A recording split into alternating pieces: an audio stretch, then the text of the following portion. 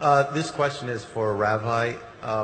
You mentioned the story of that. I think you said he was Jewish and he was shot by at that. I think it was a concentration camp or something like that. And I'm going to play the devil's advocate for a bit and pretend I'm Sam Harris. No pun intended, of course. You stated that God was watching. God watched the gentleman pull the trigger. If God was watching, why didn't he make that trigger not work? Why didn't he make that poor individual just pass out while he was digging the grave? I believe Sam Harris would ask that type of question and demand an answer. Yes, I appreciate that question. Playing the devil's advocate, you said that why didn't God keep the man from pulling the trigger rather than allowing the man to pull the trigger and then watch over him and bringing about some kind of judgment? I would say this to you, that the supreme ethic that God has given to us is the ethic of love. It is the peak of all intellectual and emotional alignment. This thing we call love, which places value upon the other person of worth and as something to be protected.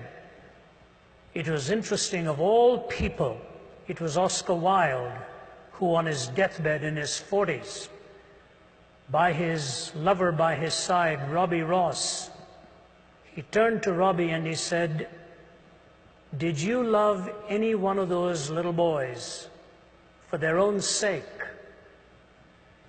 It was an incredible question to ask by a man who was a hedonist on his deathbed in his 40s. And he said, "Robbie, did you ever love any one of those little boys for their own sake?" And Robbie Ross said, "No, I can't say I did." He said, "Bring me a minister. Bring me a minister." And it was in his magnificent poem, The Ballad of Reading Gaol, that Oscar Wilde said, only Christ was big enough to cleanse his heart and forgive him for all that he had done. The point even the hedonist realized was that in pleasure also, value and love are the supreme ethics that can be treasured. But you can never have love without intrinsically weaving into it the freedom of the will. You cannot have love without the freedom of the will. If you are compelled by some machine to a certain decision, you can never love. You can comply, but you will never be choosing to express that sentiment and the reality of love.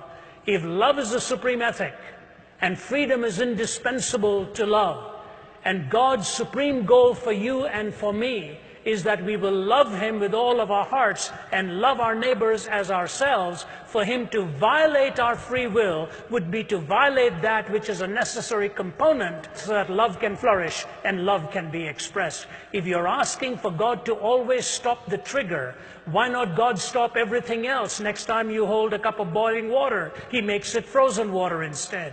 Next time you're about to cross the street and you're going to be hit, He pulls your leg back. What you're asking for is a different entity than humanity. As wonderful as it may seem that in stopping that you think He is protecting you from that which is destructive, the greatest denial that you're asking for is the freedom of your will to be able to choose and to love God with all your heart and all your soul. When you've got love as the supreme ethic and the freedom of the will to choose that love, all of the other contingencies come in and can become explained why it is possible to either choose or to reject so that love can ultimately reign supreme. If you want compliance and some kind of a mechanical response, your question itself will self-destruct. You're asking the question because you're free to ask it, and you're free to ask it because you're free to love. And when you love Him, in spite of all of the contraries that you see around us, you're trusting Him for having the supreme wisdom and the knowledge to ultimately bring a pattern out of it all. We think, for example, we know so much. The story is told in Mideastern folklore of this man who lost his horse that ran away. And when the horse ran away, the neighbor came to him and said, you know, bad luck, isn't it? Your horse is gone. He said, what do I know about these things? A few days later, the horse came back with 20 other wild horses. And the neighbor came and said, amazing, it's not bad luck, it's good luck. You've got 20 more. Man says, what do I know about these things? His young son is going and taming one of the new horses. That young horse kicks him and breaks his leg. The neighbor comes and says, terrible, isn't it? Your son's leg is broken. Bad luck that these horses came. The fellow says, what do I know about good luck and bad luck? A few days go by and a bunch of thugs are coming looking for recruits to join their gang. And they're looking for all the able-bodied young men. And they're about to pick this young man but find out his leg is broken. And they say, we don't want him. We're going to move on to the next house. So the man comes and says, good luck, isn't it? Your son's leg was broken. In one little series of episodes, we don't know what lies ahead. Why don't you wait till you stand before God face to face, and you will find out there were reasons why he didn't stop that trigger, so that you will see the heinousness of evil and see the majesty of love and good managing to navigate yourself as a pilgrim's progress to come to the celestial city.